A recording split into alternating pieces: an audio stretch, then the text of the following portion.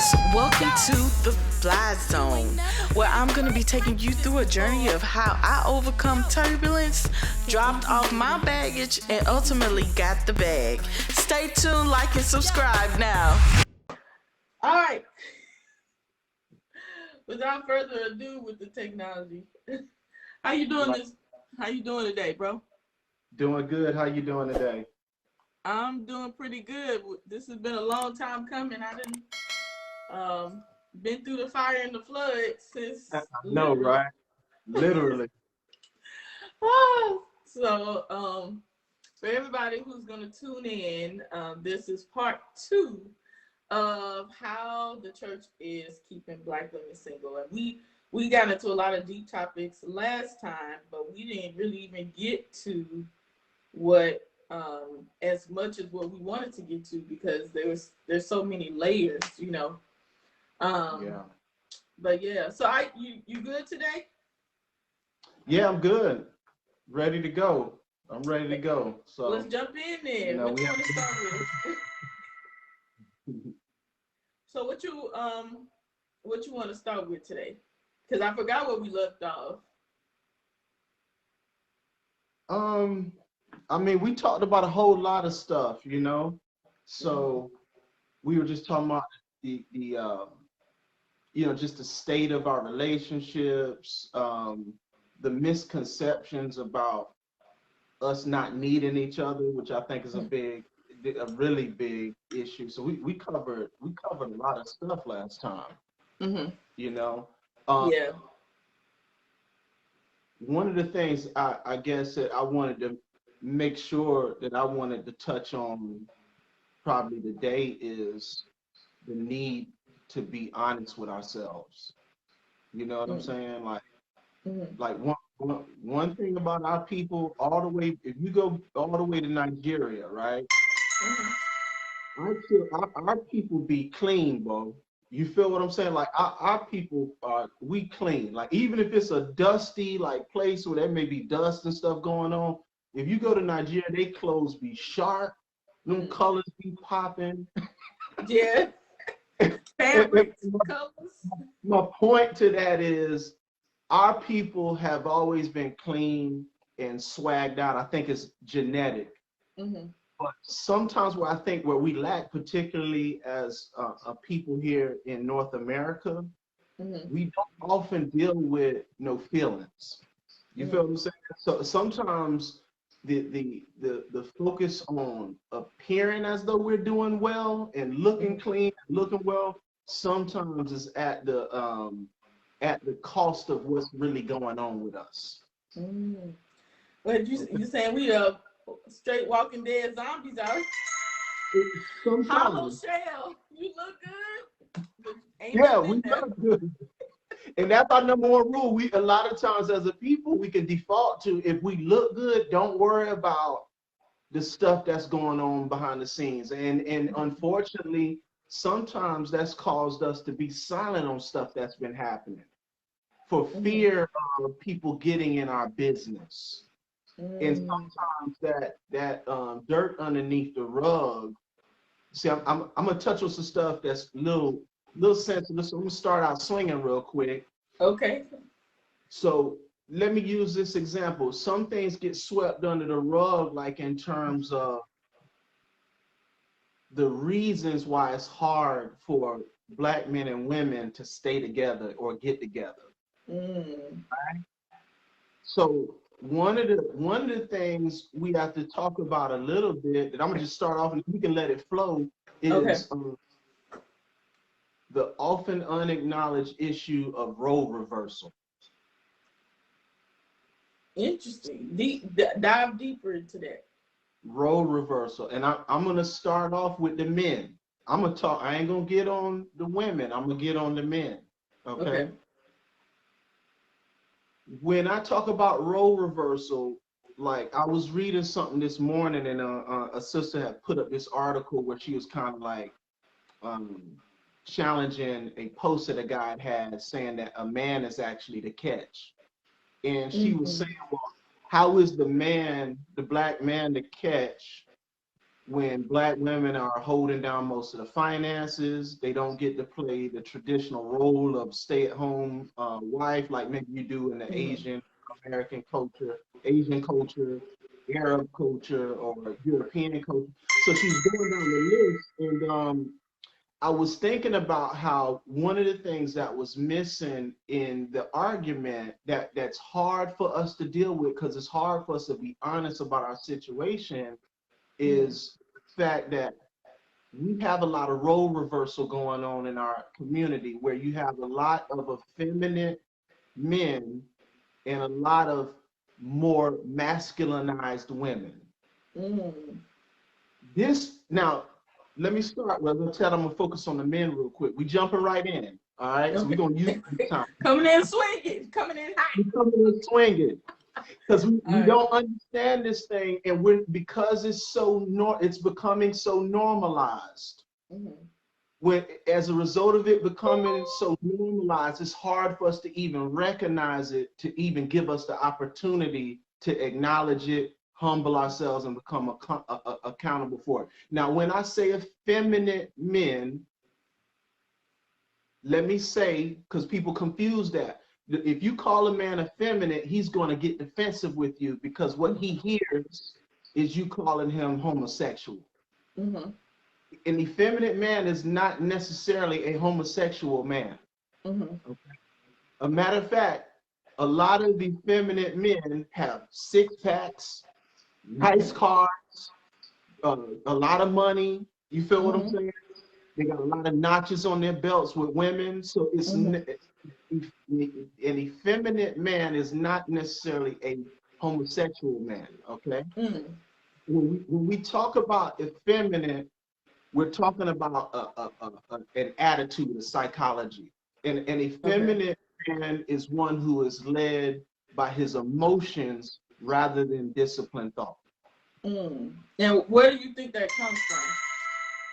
It comes from so many of us now growing up without the presence of fathers or Mm-hmm. without present fathers. Ooh. See, Say that see, again. everybody, Say that again. yes, listen, and I want everybody to pay attention to this. It the result so many the cause of there being so many effeminate men is the result of so many young Black males being raised without the presence of their fathers Mm-hmm. or without present fathers. You can have a father Mm. who's not present, Mm. who can So are you always. saying, because we live by a whole bunch of phrases and colloquialisms, like, a lot of Black fathers that I've heard, they always say, like, I'm taking care of you, right? You got food and clothes to eat. But as soon as they come home, they check out. They either sleep because they're tired or they're Mm-hmm. mentally not present or they're watching the football game for 16,000 hours. So, um, expound more on that because I've heard of even a lot of married women being um, frustrated because of a lack of being present Right, with the family absolutely, and no and that. emotional intelligence in that area. Absolutely. And that has come as a result of a lot of changes in society, one, but it's also something that has been a part of our journey here since we got here. Okay. Mm-hmm. The capacity for Black men to be present has been attacked since we came on this ground. When you deal with Willie Lynch and you deal with the decimation or emasculation of the strongest males, Mm-hmm. um, that has been there. You have the history of the breeding and the buck who was there to produce children, but not allowed to have connections with him, right? Because he was Mm-hmm. used to breed strong children, but he was not allowed to be present in their lives. So some of these patterns or spirits or social programmings have continued on. And then when the 60s came, a lot of the roles that were very strong, like with your great grandfathers who worked hard, they were present, they held a structure, and they were protective, right?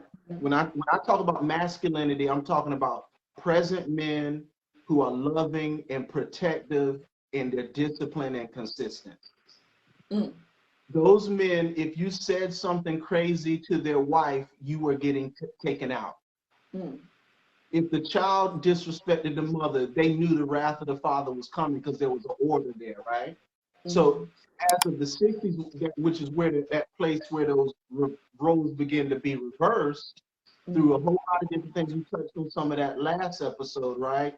With feminism, welfare, the need for one another began to diminish. And what you begin to see is Black males struggling more with being present in their household and also just having a presence when they were in the household. They lost the understanding of their purpose and their value.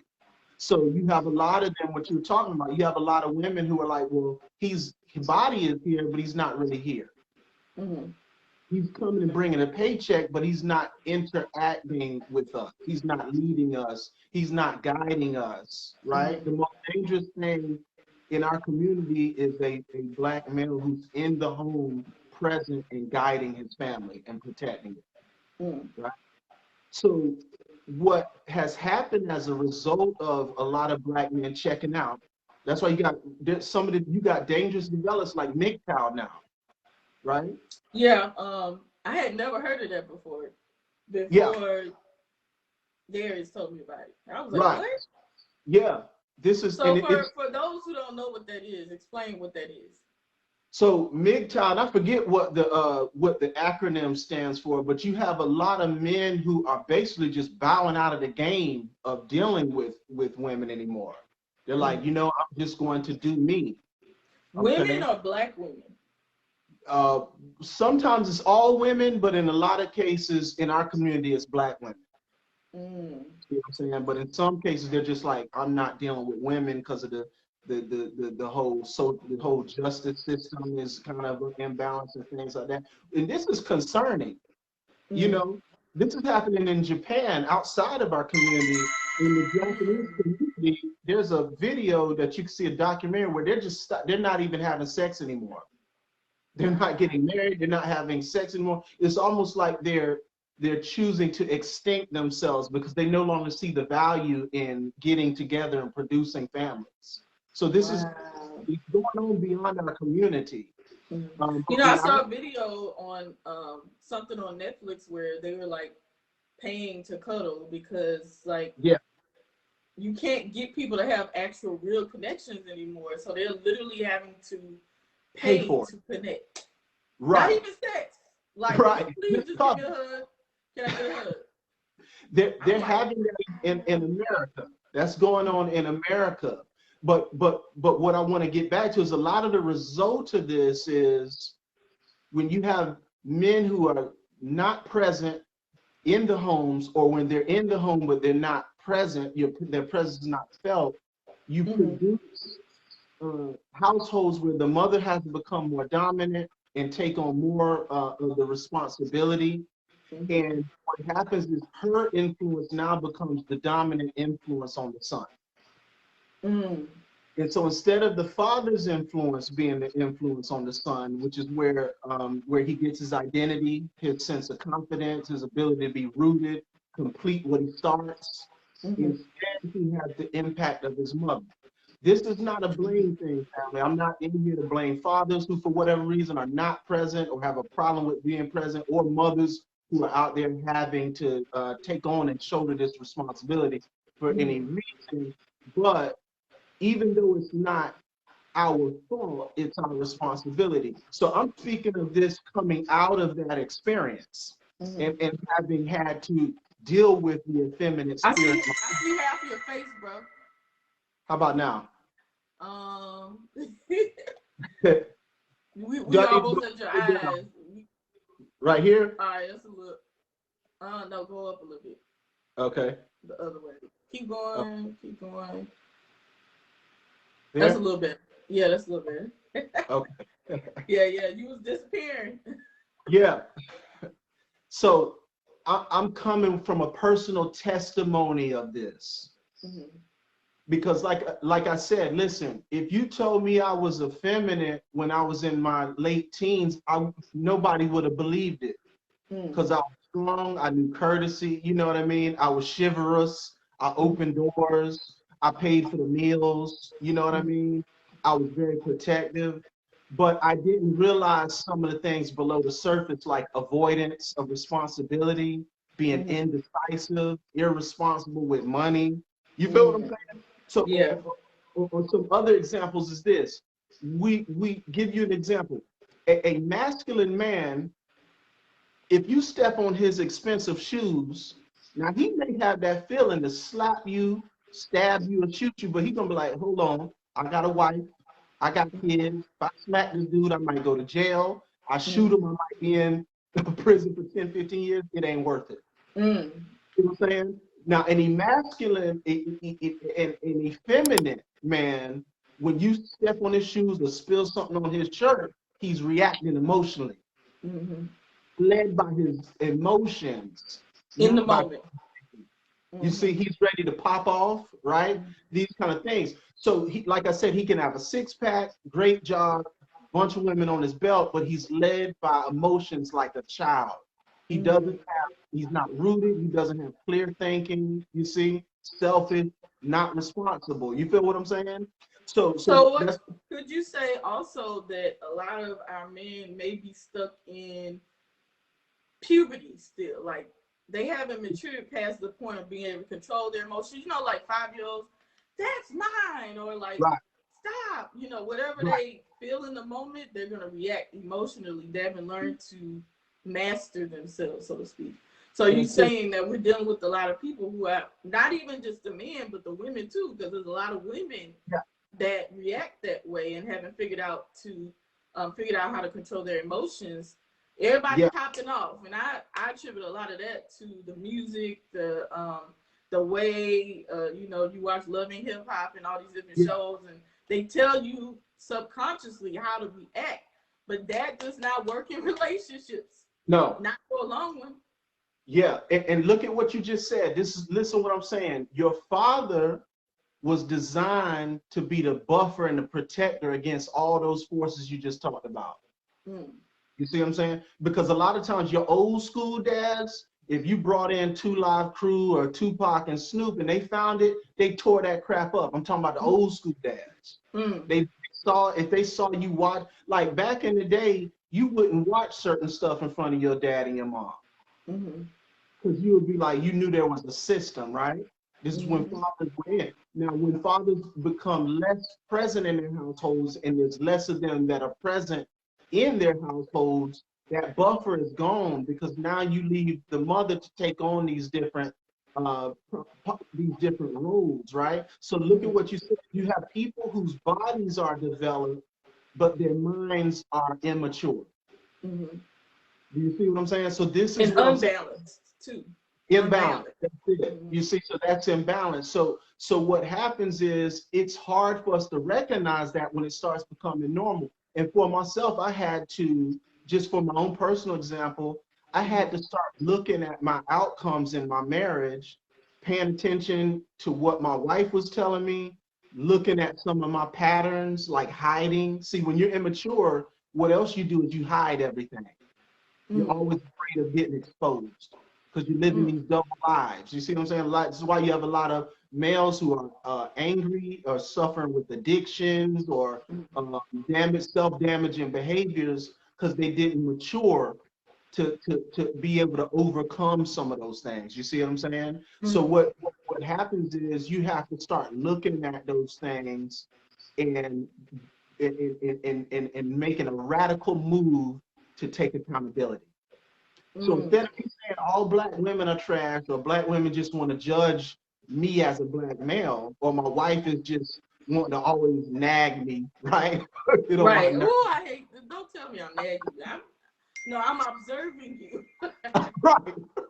Now, I'm mirroring you back to yourself. Right. Now, so what happens is I have to have a come to Jesus moment. And say, you know what? Some of my behaviors are effeminate and immature. You know what I'm saying? The word effeminate in the Bible, there's a scripture that says the unrighteous will not inherit the kingdom of heaven. And they list a number of these unrighteous characteristics. One of them says the effeminate. And when you look at the meaning of the word, it means soft to touch, overly emotional, oversensitive. See, Interesting. do you see what I'm saying? A role of a father in a male's life is when he starts to get to puberty to begin to develop and cultivate him into a disciplined person, to Okay. teach him how to handle things in a balanced and wise way rather than an emotional and out of control way.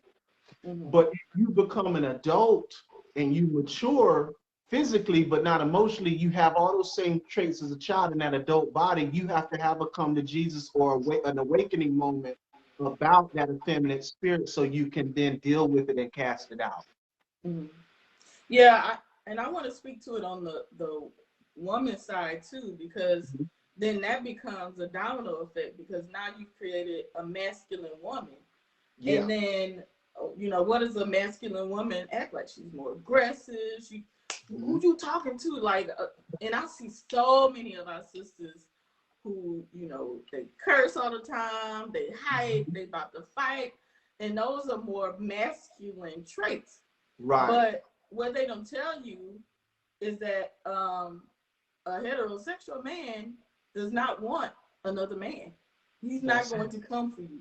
So, especially, I feel like with a lot of our women in the church,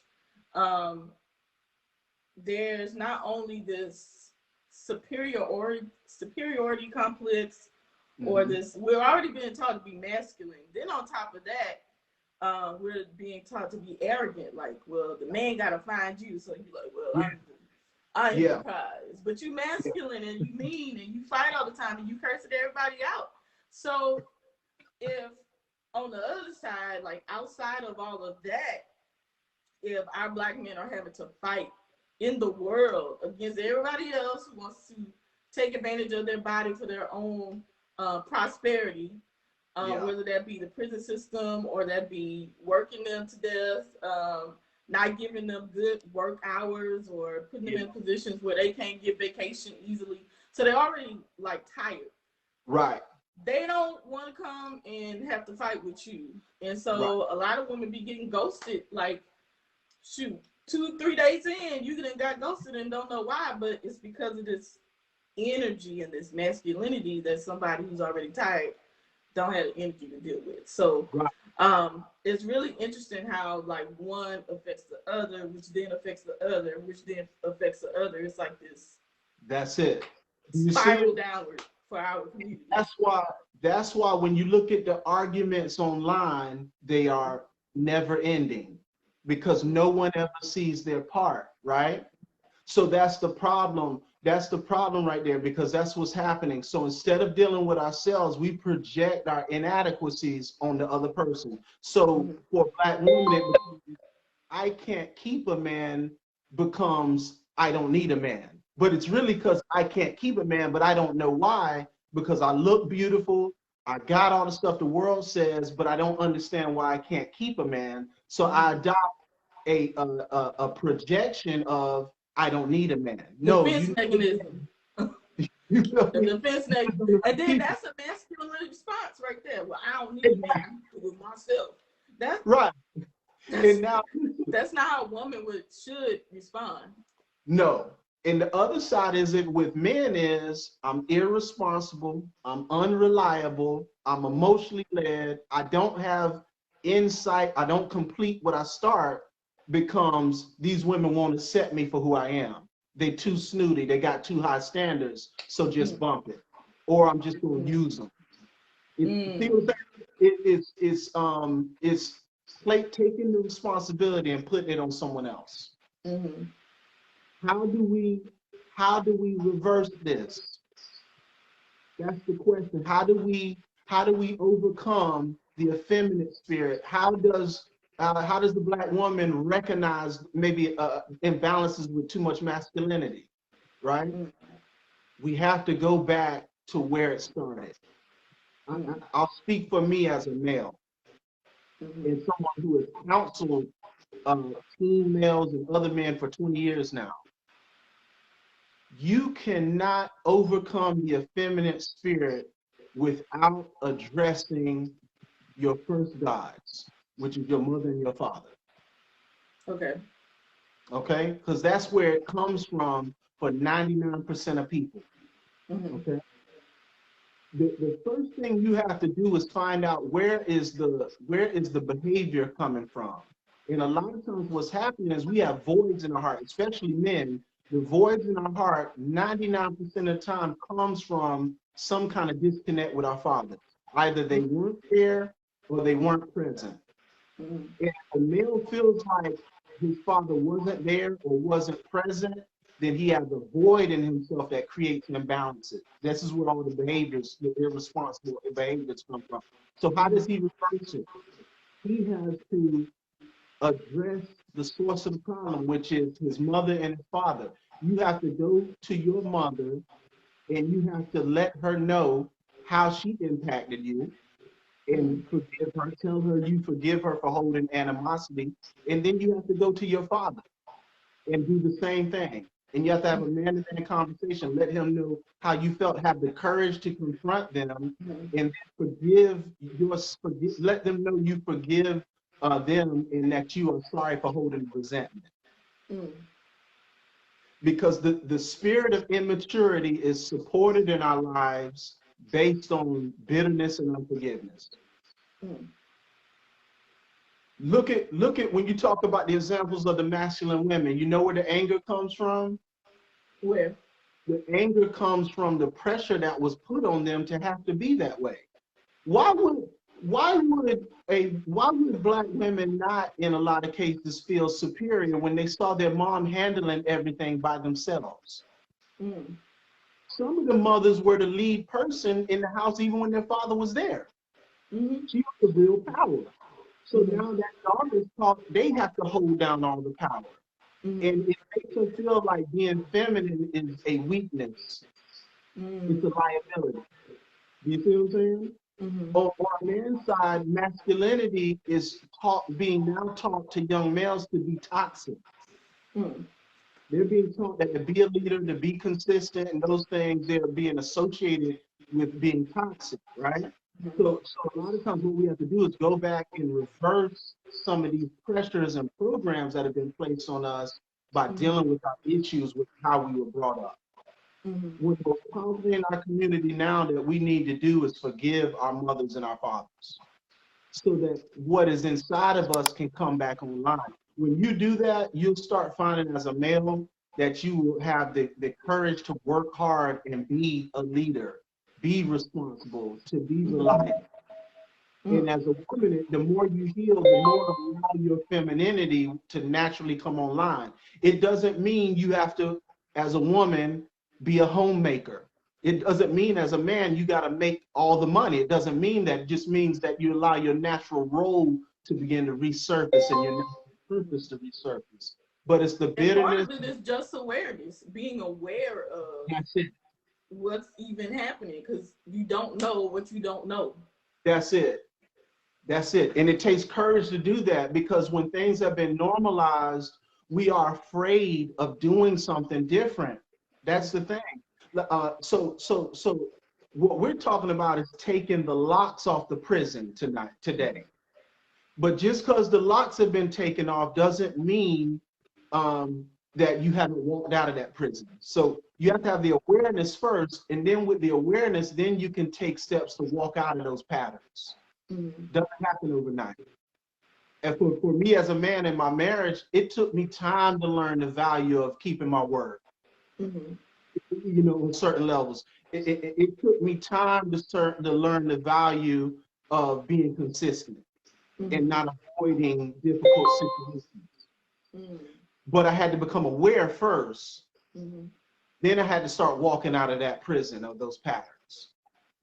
Forgiveness is, yeah, you're right. And for me, the reason why I even called you, because I felt like you were a good example of a black man who had a healthy family, a healthy marriage, a healthy relationship.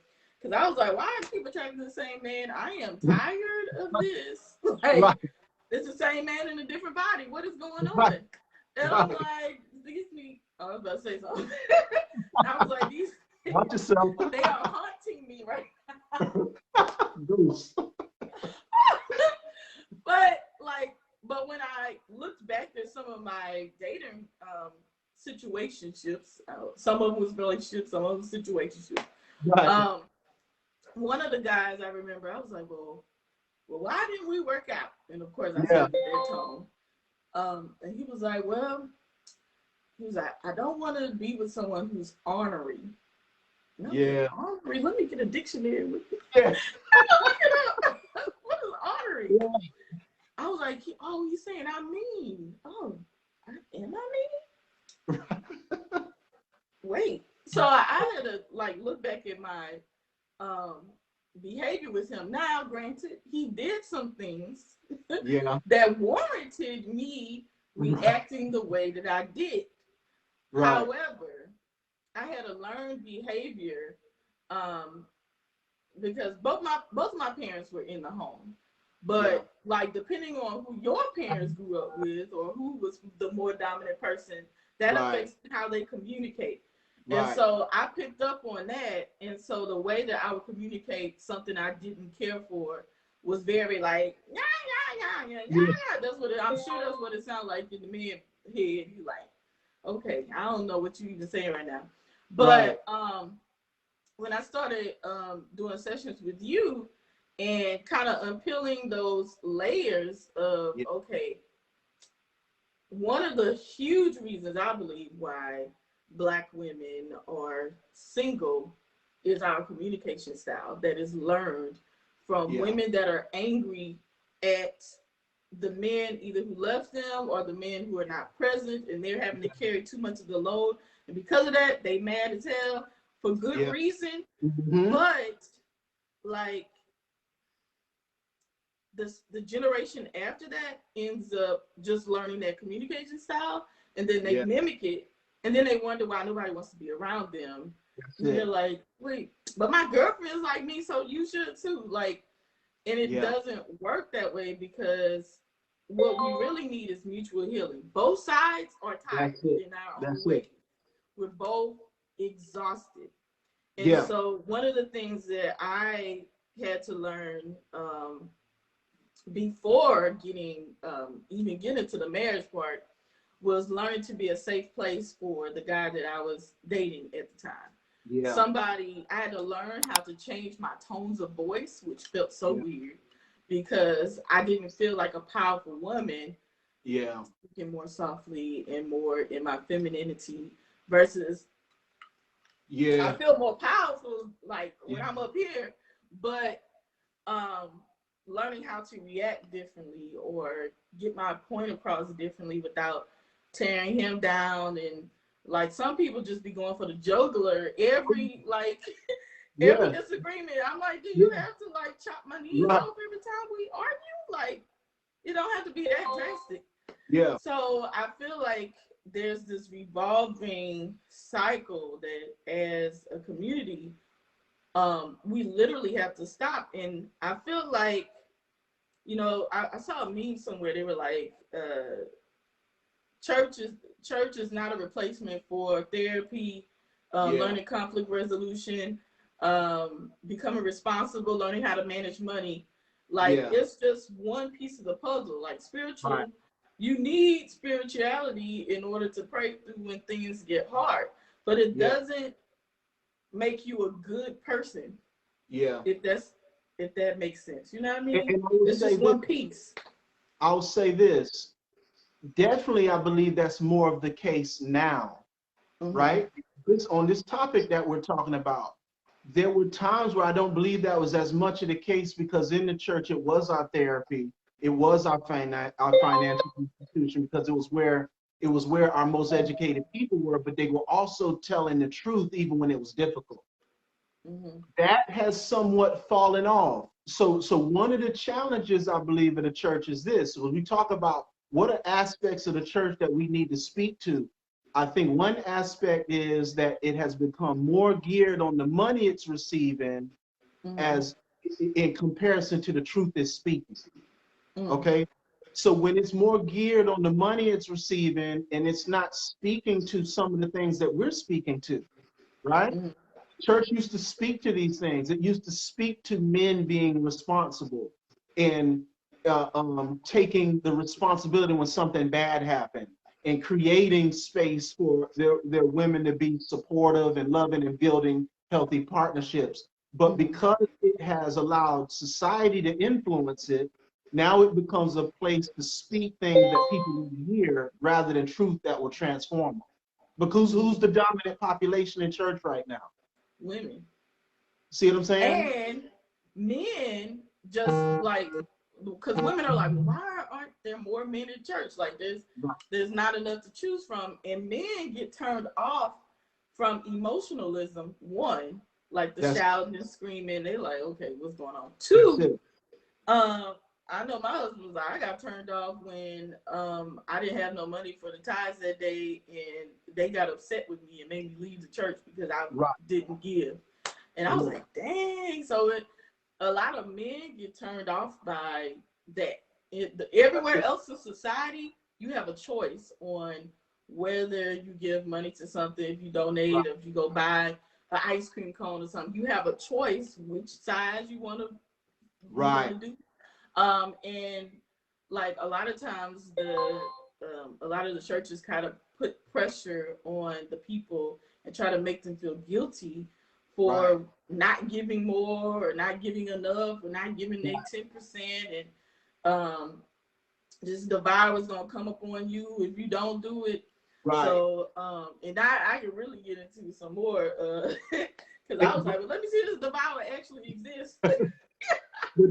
And that's the thing.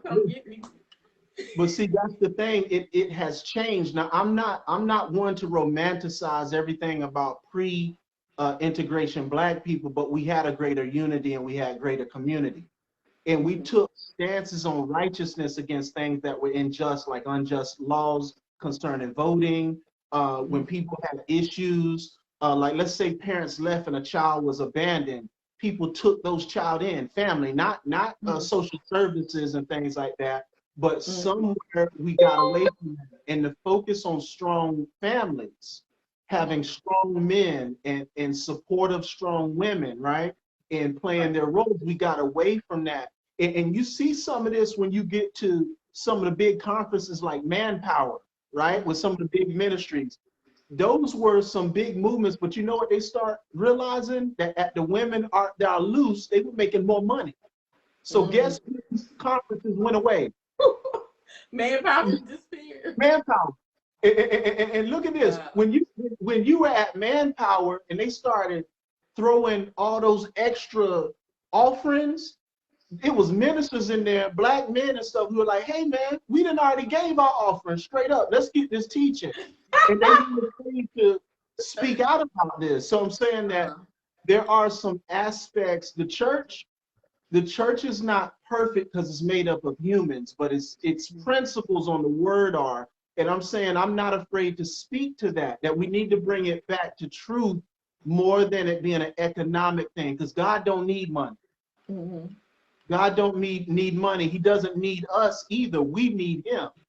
And when we speak truthfully about some of these issues that are going on, like the imbalances between men and women, right? The fact that men have become more irresponsible, lazier, less involved. We got to speak to that and speak back to the truth of the value of manhood and the value of womanhood, and speak to it in such a way to help one another realize that it's our only chance for survival, especially with what's coming. Now, I want to speak to that because I've moved multiple times in my life. I've lived in the North, I've lived in the South. And that means I've changed churches a couple times. And one of the things I've noticed is that a lot of the men, the pastors, could not speak to that because we later found out that the first lady was actually unhappy. So even they didn't have the tools. They might have been able to tell you about, different spiritual truths from the Bible. Yeah. But they had not mastered relationship Yeah. And they might put on the front, like, you know, she might put on her first lady hat and look like, oh, I'm okay. But, you know, behind the scenes, we later find out that she's miserable. Yeah. And there is this arrogance that comes with being in that position of power. I know a lot of men who Yeah. get in positions of power, that ego rises up, and then Yeah. nobody can tell them anything. I'm the Yeah. head and you to tell. I'm the leader. The Bible says, you know, Yeah. the man is the head of the home and all that. Mhm. But he don't know what it means to love a woman Yeah. and how to embody that. Yeah. So you have these egotistical pastors who can't speak to how to actually create that. So then, like, I've seen multiple, you know, I won't say names, but I've seen like multiple instances where there were pastors that ended up divorced, um, and then there was this trickle down effect in the Oh, yeah. inside of the church. They were like, well, yo, well, shoot, if he ain't gonna make it, I might as well give up too. And then, like, how powerful would it have been, or would it be, if more of our pastors were more transparent Yeah. about, you know, okay, yes, marriage can be difficult, Yeah. but this is how you build a balanced home. Yeah. And I know a couple churches down south that I was going to. The pastor would start the relationship service, the relationship series, and I was like, yes, we about to get to it. Yeah. And then the next week, he was like, okay, we're gonna do this for 8 weeks. Then the next week, he'd be like, the Lord is leading me to talk about tithes. I'm like, Right. I Right. wanted to hear about how to have a relationship and how to Right. get in one. This was in my single days. So like he would always like deviate to something else. And I'm like, that's Right. what we be hearing right now. So Right. how You can know, I got something to we, say to that. what? Okay. Once again, I'm just gonna keep it all the way 100 transparent here, right? That's very big what you said, because people get things out of order. A lot of times what people think is relationship with God, then their ministry, and then maybe their family. That's a Maybe. big the problem. A lot of ministers get burnt out because they are prioritizing improperly. Mm-hmm. It's God, and then God moves through Christ, and then it's Christ moving in the man, and then it's the man and his wife and his family. Then it's ministry.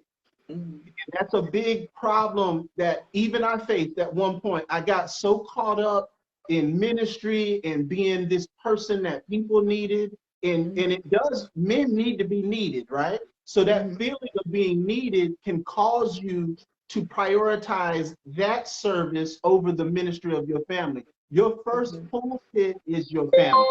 To any ministers that's watching this, your first pulpit, the place where you pull people out of the pit of chaos and disorder, is your family.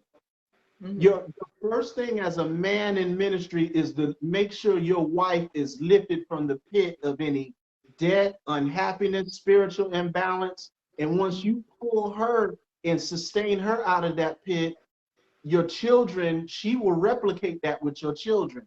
And then Mm-hmm. when you go into ministry, it will be about then flowing the truth from God, from the experience with your family, into your ministry. This is why Paul taught to Timothy about if you're picking people to be leaders, he always says you should be married to one woman and your house should be in order. Mm-hmm. How many preachers' children got sacrificed on the altar of the pursuit for successful ministries? Everybody know your crazy preachers' children.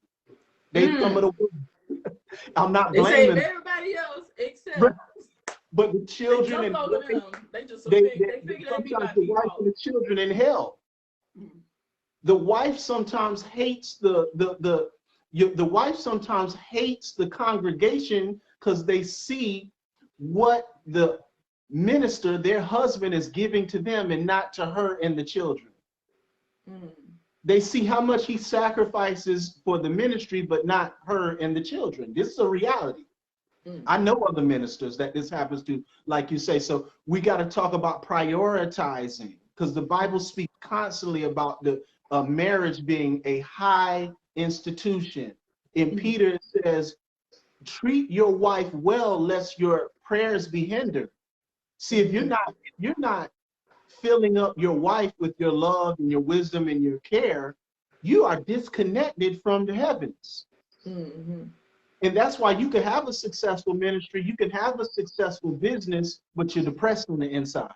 Because your connection with your wife, right? If you're the head and she's the neck, there has to be a healthy relationship, right? And that So, even goes back to Genesis, how the recreation of God was literally the making man and female in his image. So the rejoining of the man and the woman is literally recreating God. So if you the head all by yourself, right. you have half of the puzzle. And if you the head all by yourself, you rolling on the ground. You a head that's cut off. That's why so many, do you see what I'm saying? Your head ain't standing up unless it's on the neck.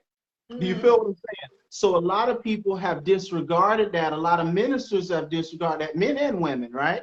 And they have elevated, they have put the ministry in the wrong position, and it actually becomes idolatry. And so this is why they find their heads rolling on the ground, because they have been cut off from the connection they're supposed to be having to keep them stable in the world.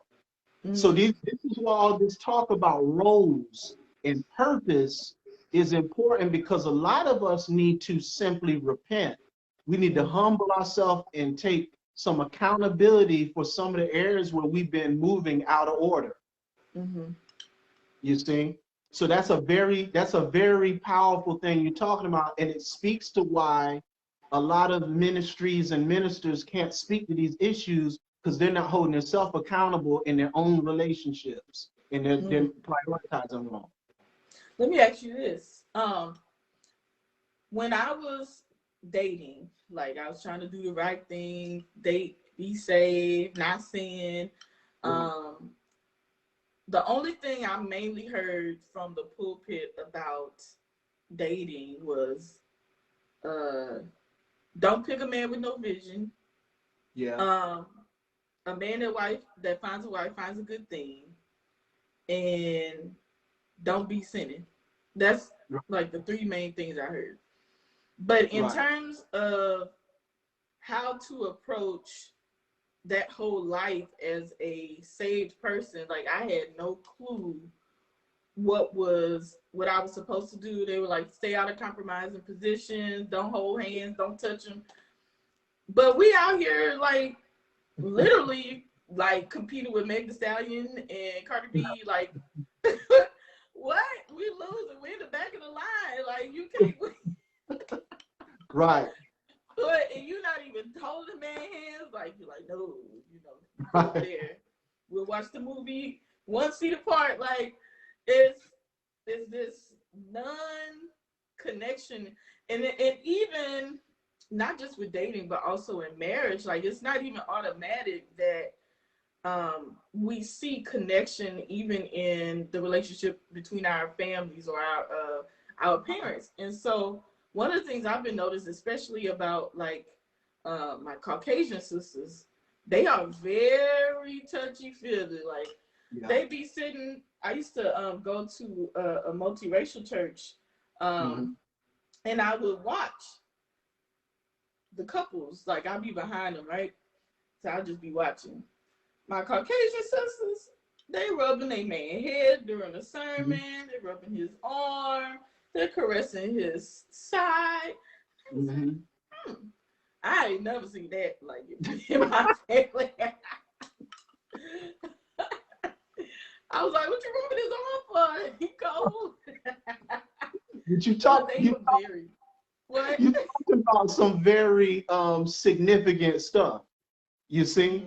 Because even as a black male, right, growing up, I used to see that because I went to school that was primarily more white than black, and also went to college that way. And I would see that, and it seemed odd to me, because we don't be seeing that. When you're in black culture, you be like, hey, these jokers be smiling at you all the time. You know, you be like, I ain't know what's going on. But what I didn't realize is that they had some aspects of their femininity that was not robbed and distorted from them. Do you see what I'm saying? And so a lot of times when people see black men dating white women, they think it's some kind of self-hatred or race traitoring. It's not that. It's just that they're interacting with someone who has some of those feminine traits that have been distorted amongst us. Because a lot of times when we deal with each other, we got guards up behind because we like black women see a lot of us as Mr. from Color Purple because of the conditioning. Or and moms say, well, you better have a backup plan because you know these ninjas ain't no good. So now when black women are approaching black men, they're coming with already a bad expectation in the back of their head. Black men, the same thing. They're like, well, is she gonna try to play me? Is she gonna put on a good face and do me dirty? Those are some things that keep us from being more naturally masculine and feminine with one another, right? And those are some things that you saw. We have to learn to let our guard down, to learn how to re-embody some of those traits, okay? So, because some of those traits that you saw with the white women, like being very smiley, very touchy, those things reinforce the basic, simple nature of a man. Being very loving and open and vulnerable, that draws the masculinity out of a man. That makes him be ready to destroy, bring out the warrior and the killer in him for anything that tries to touch that woman. When he has a woman that's vulnerable with him and is able to be soft with him, it allows his strength to come out. And we haven't often had the opportunities culturally to exist like that because we have so much distrust bred into us, you know? And those are some of the things we have to relearn. Just like as a man, I'm grateful I had male guides who taught me what side of the street I'm supposed to walk on when I'm walking with my wife or when I was dating. They taught me as a man, when you go into a restaurant, you are always facing the entrance so that you can see everyone who's coming in, you know, all the exits. When my children know when they're in a restaurant with me, they know I'm watching everyone who's coming in. I'm deducing who I can take out physically, who I may need to sidestep and hit with a chair. You know, so but these are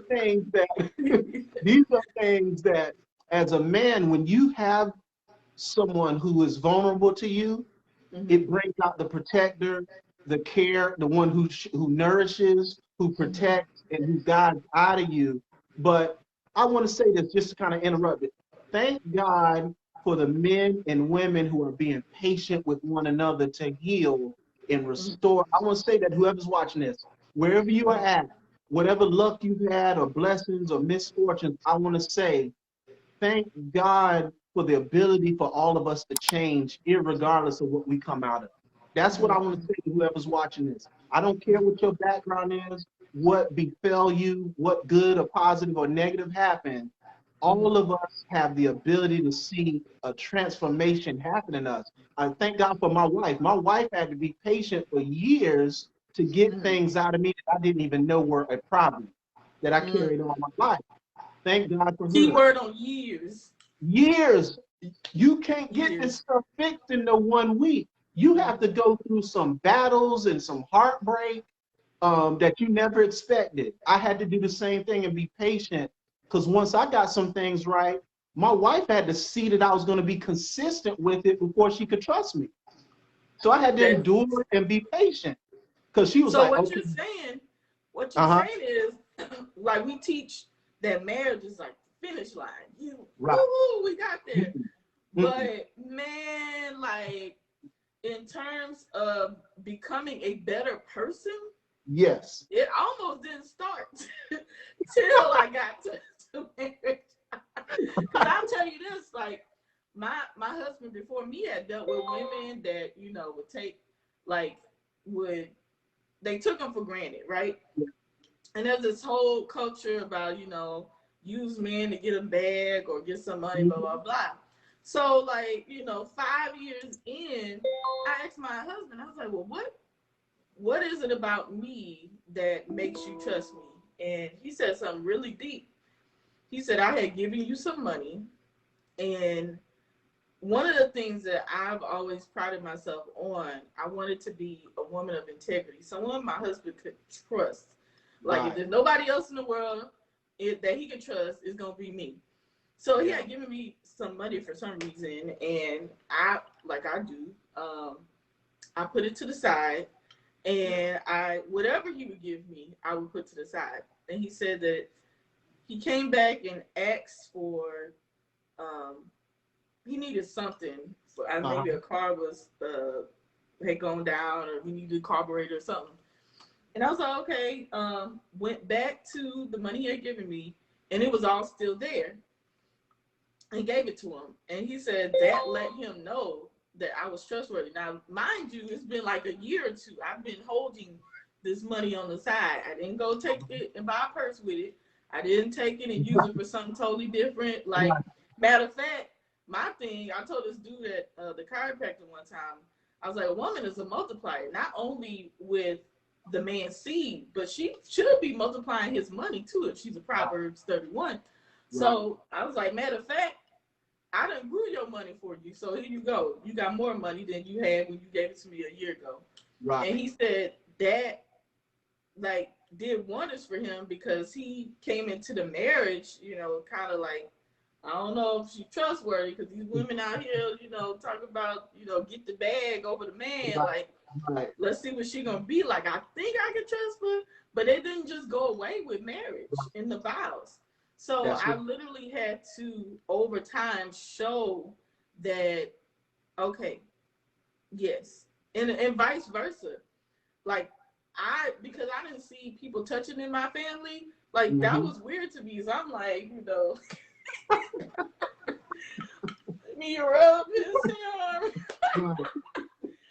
So, like, it took a while for me to get comfortable to be, like, more feminine and more, because I'm an entrepreneurial woman, I'm a career woman, so it's easier to be in the masculinity than it was to be in my feminine. I had to learn that because I did not see it growing up. So now, you know, sit up, I stroke his head, stroke his arm, like, and one other thing, because I know we're probably gonna run out of time real soon, but I also feel like the Black community has become so over sexualized, but we haven't learned intimacy. Yeah. We have not learned connection. That's going to be a whole nother talk, because we have lost the whole understanding of the power of sex and also the order of it. So we're doing it out of order, and we're not recognizing the connection between our bad outcomes and our lack of understanding about the purpose and the order of sexuality and sex and intimacy and connection. And the power of touch. The power of touch. It's like a fire. Heat in an oven can cook foods, or in your thermostat it can warm the house.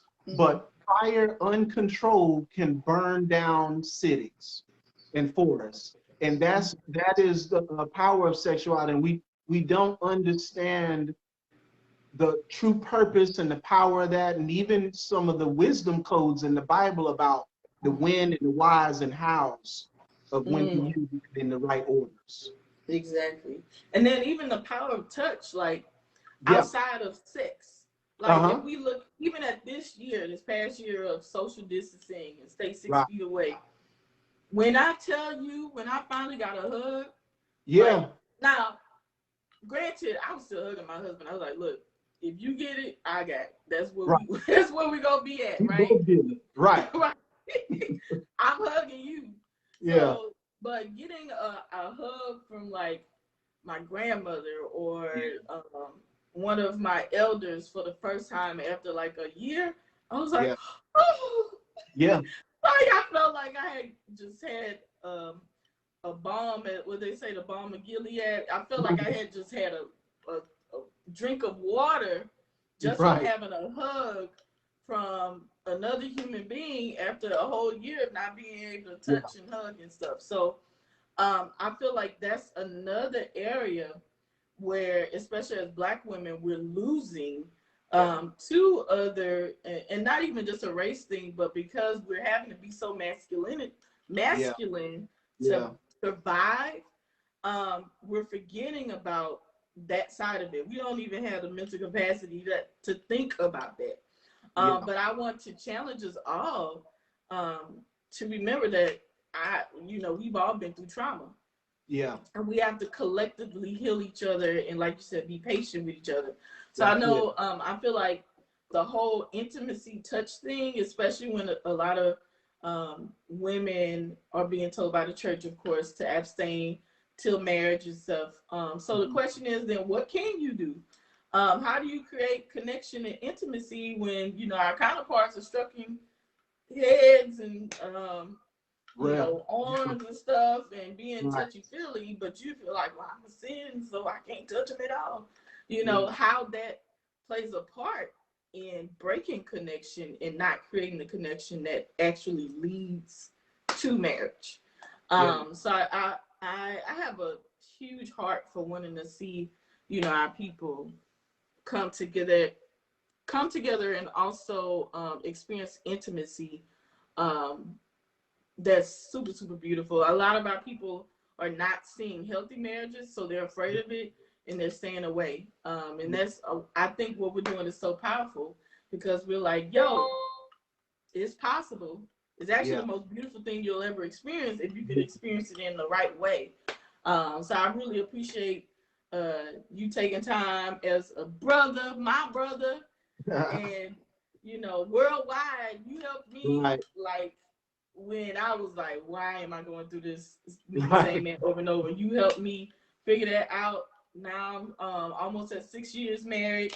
And I remember when I was on the other side, like, when is it gonna be over? So this was awesome. I don't even know if we've even like peeled everything back yet. There's still about 15 more hours we could do from different aspects of what you said. You know what I mean? So there's so many different directions we could go. I think one of the parting words I want to say is to everyone, learn to get free with yourself, because true intimacy begins with having a clean heart and a clear mind. If the one thing I want to emphasize to anyone of something we said today is, don't hold grudges. Don't allow bad patterns to live in you through bitterness and unforgiveness. If someone hurt you or you feel like they neglected you or they weren't there, go and reach out to them if they are still on this earth. Let them know how you were made to feel, and let them know clearly, confront them, and then forgive them. And then let them know you're sorry for holding that regret, that resentment. If they're not alive, speak to them through the Spirit. Let them know how you were made to feel and forgive them, and then forgive yourself for holding the resentment. If it's too hard for you to do by yourself, because some of these things are difficult based on the circumstances, reach out to someone like myself or someone who you know has your best interest, and be vulnerable and honest about it. Because once that happens and you turn to the Creator, the Most High, his desire is for you to be free and live in your purpose without the baggage and pain and scars of the past. So that's what I want to tell everyone. Don't get stuck in being black, or being that you're black, or how your family life was, or what happened to you, and hiding it and being in shame. Do not do that. I want to encourage you to partner with the Creator to change your story today through forgiveness and repentance and turning back to the Creator. There's a great life for you. There's a great life for whoever's watching this. Whatever your relationship history is, God can change it. We're not all made to be rich, married, and 100% healthy, but we're all made to be free and right with Most High. So that's what I want to leave everyone with. Don't let your story be based on your past experiences. Right. Everybody be like, well, this is just who I am. No. You might be operating with a lack of knowledge. That's it. Don't let that. Let go of these phrases we learned. Well, that's just me. No, you listen to stuff. It's okay if you learn something new. So this was good. We'll have to do another one whenever the time permits, or when your schedule permits. We need to talk about the intimacy thing. We need to talk about intimacy of touch and closeness, and also sex, but the need for community and connection to help you into other relationships. That would be a good one. Okay, well, that'll definitely be the next one because that's a huge one. I know Yeah. I had to learn it Yeah. and had to practice it. Yeah. And that's a big one, especially We for talk about soul ties, breaking soul ties. You see? Mm-hmm. yes, definitely. So we're gonna hit on some of these topics. I'll let you guys know, or Jamil, you can let your people know when we'll discuss that, and Okay. we'll keep the conversation going. So I Yep. appreciate y'all, everybody who tuned in, and we want Enjoyed y'all to it. be healthy, wealthy, and wise, and Yeah. learn your spiritual power, learn who you are, and that's where life can become like Disney World. So appreciate y'all, and we will holler at y'all the next time. All right. Enjoyed it. All right, Peace. brother.